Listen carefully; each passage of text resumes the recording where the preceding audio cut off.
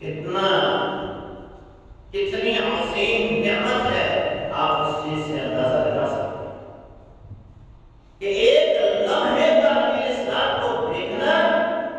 ایک لمحے کے لیے نبی اسلام کی صحبت میں بیٹھنا، کیونکہ کچھ صحابہ ایسے بھی تھے جو نابینا تھے، جنہوں نے اپنی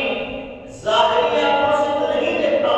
لیکن دل کی آنکھوں سے انہوں نے رسول اللہ صلی اللہ علیہ وسلم کا دیدار کیا۔ رسول اللہ صلی اللہ علیہ وسلم کے پاس بیٹھنے والے،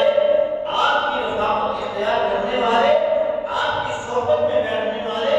وہ بیٹھنا ایک لمحے کا کیوں نہ ہو، وہ دیکھنا ایک لمحے کے لیے کیوں نہ ہو۔ آقا علیہ الصلوۃ والسلام کے پیارے صحابی سیدنا سعید بن زید بن اشرف رضی سے ہیں، ارشاد فرماتے ہیں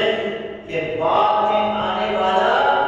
اگر اس کو عمر نوح میں مل جائے، حضرت نوح کی عمر، ان کی تبلیغ کی عمر جو ہے وہ 950 سال ہے، ایسے مفسر لکھتے ہیں، کوئی 1200 لکھتا ہے، کوئی 1300 لکھتا ہے، کوئی 1400 سال لکھتا ہے، تو حضرت نوح علیہ السلام کی عمر بھی اس سے مل جائے اور وہ ساری زندگی اطاعت اور فرما برداری کے اندر گزار دے، تو رسول اللہ صلی اللہ علیہ وسلم کے اس صحابی کا، اس بندے کا مقابلہ نہیں کر سکتا جس نے ایک لمحے کے لیے محبوب کبریا کو دیکھا، جس نے ایک لمحے کی صحبت رسول اللہ صلی اللہ علیہ وسلم کی حاصل کی۔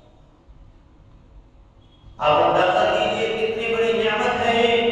کہ جنہوں نے رسول اللہ صلی اللہ علیہ وسلم کو دیکھا، اللہ کے رسول صلی اللہ علیہ وسلم فرماتے ہیں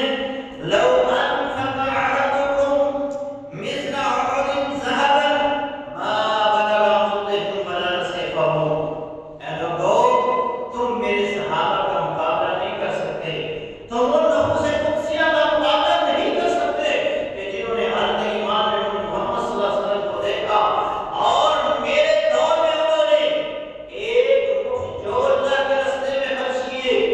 یا ایک مٹھ یا اس سے بھی اعلیٰ مٹھ انہوں نے اللہ کے راستے میں خرچ کیا، بعد میں آنے والا اگر احد پہاڑ کے برابر سونا بھی خرچ کرے تو ان کے اجر و ثواب نہیں پہنچ سکتا۔ یہ دیدار مصطفیٰ، رفاقت مصطفیٰ، صحبت